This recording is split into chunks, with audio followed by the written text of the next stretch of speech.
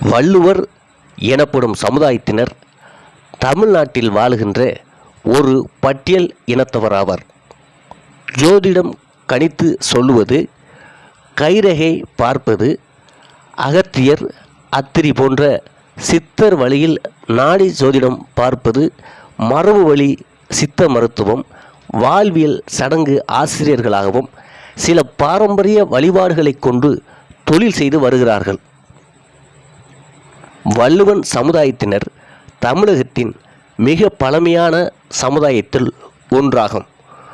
போகர் சித்தர் தனது போகர் 7000 என்ற நூலில் அவர் வாழ்ந்த காலத்தில் தமிழகத்தில் இருந்த சமுதாயங்களின் பெயர்களை பட்டியலிட்டுள்ளார். அந்த சமுதாயங்களில் வள்ளுவர் சமுதாயத்தையும் குறிப்பிட்டிருக்கிறார். இந்த சமுதாயத்தில் சிவ கோத்திரத்தார் வகையினர் தங்களது வள்ளுவன் சாதி 5 சகோதரர்களை கொண்டு உருவானதாக தங்களது முன்னோர்களால் வழி வழியாக சொல்லப்பட்டிருப்பதாக தெரிவிக்கின்றனர்.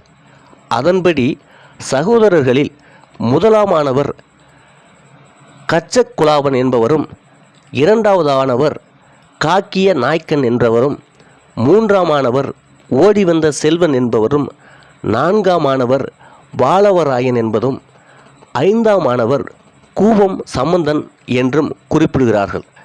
இந்த 5 முன்னோர்களால் உருவாக்கப்பட்ட இந்த சமுதாயத்தில் இந்த 5 பெயர்களே தலைமை கோத்திரங்களாக இருக்கின்றன. மற்றவை கிளை கோத்திரங்கள். மற்ற சமுதாயத்தினர் போன்றே இவர்களும் ஒரே கோத்திரத்தில் பெண் எடுப்பது கொடுப்பது என்பது இல்லை. இவர்கள் திருமண முறை வேறு விதமாக இருக்கிறது. இவர்கள் தங்களை நாயனார் என்றும் அழைத்து கொள்கிறார்கள். நாயனார் என்பது இந்த சமுதாயத்தினருக்கான பட்டம் என்று சொல்லப்படுகிறது.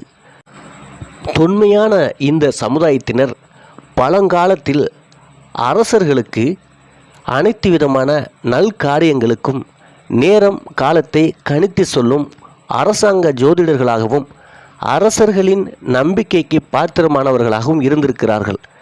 கேரளாவில் உள்ள வள்ளுவ நாடு இந்த சமுதாயத்தினர் பெற்றிருந்த பெருமைக்கு ஒரு எடுத்துக்காட்டாகும் என்று ஆய்வாளர்கள் கூறுகிறார்கள். தமிழகம் முழுவதும் வள்ளுவன் சமுதாயத்தினர் ஒரே பெயரில் அழைக்கப்படுகிறார்கள் என்றாலும் சில இடங்களில் வேறு பெயர்களிலும் அழைக்கப்படுவதாக தெரிகிறது. தமிழகத்தில் இந்த சமுதாயத்தினர் தெற்கத்தியர், வடக்கத்தியர் என பிரிந்தே கிடக்கிறார்கள். தங்களை இன்னார் என்று தெரியப்படுத்திக் கொள்வதிலும் இவர்களுக்கு தயக்கம் இருப்பதாக தெரிகிறது. இவர்களில் பெரும்பாலானோர் ஜோதிட தொழில் செய்து வருகிறார்கள். மேலும் வேளாண்மை, நாட்டு வைத்தியமும் செய்து வருகிறார்கள். இன்று இளைய தலைமுறையினர் போதிய கல்வி அறிவை பெற்றிருக்கின்றனர். கால சூழலுக்கு ஏற்ப அரசு மற்றும் தனியார் துறைகளில் பலர் பணியாற்றி வந்தாலும் பொருளாதாரத்தில் இவர்களில் பெரும்பான்மையோர் பின்தங்கிய நிலையிலே இருக்கிறார்கள். வளம், வள்ளுரம் என்பது பொருள் வளத்தையும் மன வளத்தையும் குறிக்கும். இவற்றில் வள்ளுவன், வள்ளுவர் என்னும் சொற்கள் மனவளத்தை குறிக்கும் சொல்லோடு தொடர்புடையவை. வள்ளுவன் என்று இந்த காலத்தில் தன்னை கூறிக்கொள்ளும் சமுதாயத்தினரை தமிழ்நாடு அரசு தாழ்த்தப்பட்டோர் பட்டியலில் வைத்து கல்வி, வேலைவாய்ப்பு துறைகளில் 7% இடஒதுக்கீடு செய்து சலுகை வழங்கி வருகிறது. இந்திய அரசும் இந்த சலுகையை வழங்குகிறது. இவர்கள் அண்மை காலம் வரையில் நல்ல நேரம், திருமண பொருத்தம் முதலானவற்றை பார்த்து சொல்லும் கணியாளர்களாக விளங்கி வந்துள்ளனர். என்றாலும் மேல் ஜாதியினரால் தீண்டத்தகாதவர் என ஒதுக்கப்பட்டு வந்ததால் இவர்கள் இந்த பட்டியலில் சேர்க்கப்பட்டு உள்ளனர். சங்க காலத்தில் நாஞ்சில் வல்லவன் என்னும் குறுநில தலைவன் சிறந்த வள்ளலாக விளங்கினான். 12ஆம் நூற்றாண்டு கல்வெட்டு ஒன்று வள்ளுவப்பாடி நாடு என ஐயாற்றுப்படுகை கண்ணனூரை குறிப்பிடுகிறது. இங்கு இப்போதும் வள்ளுவன் என்னும் சமுதாய மக்கள் மிகுதியாக வாழ்ந்து வருகின்றார்கள். இங்கு அரிசன நல மேல்நிலை பள்ளி ஒன்றும் தனியாக இயங்கி வருகிறது.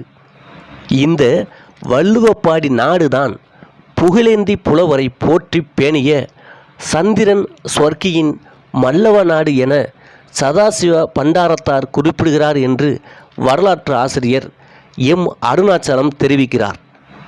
திருவள்ளுவர் பெயரில் இந்த சமுதாயத்தின் பெயர் இருப்பதனால் திருவள்ளுவர் தங்கள் சமுதாயத்தை சார்ந்தவர் என்றும் சொல்லிக் கொள்கின்றார்கள். ஆனால் இவ்வளவும் இருந்தாலும் திருவள்ளுவர் யார், என்ன ஜாதி, என்ன மதம், அவரது கொள்கை என்ன என்பதில் இன்னும் எல்லோருக்கும் சந்தேகமாகவே இருக்கிறது. தெளிவான வரலாறுகள் இல்லை. சைவர்கள் திருவள்ளுவரை தங்கள் சமய தலைவர் என்று கொண்டாடி வருகிறார்கள். வைணவர்கள் சிலர் அவரை தங்கள் தலைவர்கள் என்று சொல்லிக்கொள்கிறார்கள். சமணர்கள் சிலர் திருவள்ளுவரை தங்கள் சமுதாயத்தை சார்ந்தவர் என்கிறார்கள். தாழ்த்தப்பட்ட வகுப்பாகிய ஒரு சாராகிய பறையர் இனம் என்று சொல்லக்கூடிய வள்ளுவர் சமுதாயத்தினர் அவர்கள் தங்கள் சமுதாயத்தை சார்ந்தவர் என்று சொல்லிக்கொள்கிறார்கள். ஆனால் இது சம்பந்தமான எந்தவித ஆதாரமும் தெளிவானதாக இல்லை. எல்லாமே கற்பனையாகவே உள்ளது.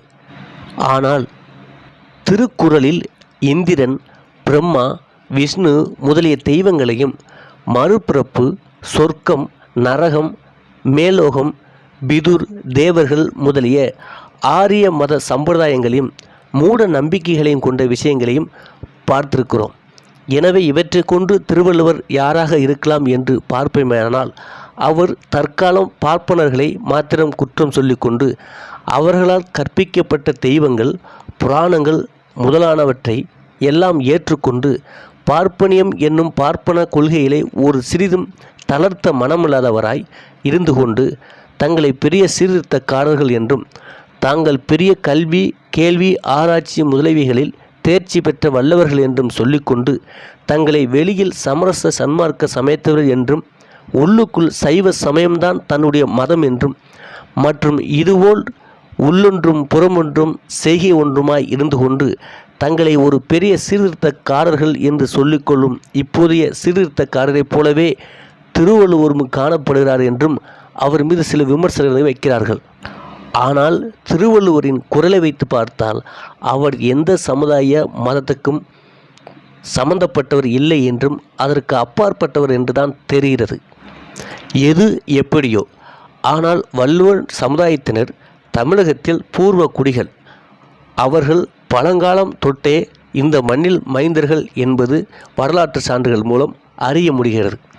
ஒருவேளை திருவள்ளுவர் வள்ளுவர் சமுதாயத்தை சார்ந்தவராக இருந்தாலும் கடந்த காலத்துக்கும் நிகழ்காலத்துக்கும் நடக்கும் காலத்துக்கும் உலக மனிதர்களுக்கு மிக பெரும் தத்துவத்தை அளித்து சென்ற திருவள்ளுவரை ஒரு சமுதாயத்தின் வட்டத்துக்குள் திணிப்பது தவறு என்றும் சிலர் கருத்து தெரிவிக்கிறார்கள்.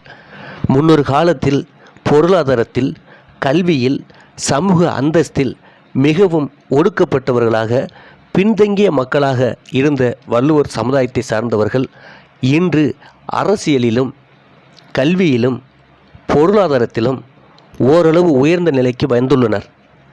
இந்த சமுதாயத்துக்கென்று தமிழகத்தில் ஒரு தனி கட்சியும் இயங்கி வருகிறது. அந்த கட்சியின் பெயர் திருவள்ளுவர் மக்கள் கட்சி. இந்த கட்சி 2019ஆம் ஆண்டு விழுப்புரம் மாவட்டத்தை மையமாக கொண்டு நிறுவன தலைவர் பி. கமலா அவர்கள் தலைமையில் துவக்கப்பட்டது. இந்த கட்சி 2021ஆம் ஆண்டு உள்ளாட்சி தேர்தலையும் சந்தித்துள்ளது. பின்தங்கிய, ஒடுக்கப்பட்ட, வறுமையின் விளிம்பில் இருந்த மக்கள் இன்று அரசியலிலும் களம் காணும் ஒரு சமூகமாக அது வளர்ந்துள்ளது.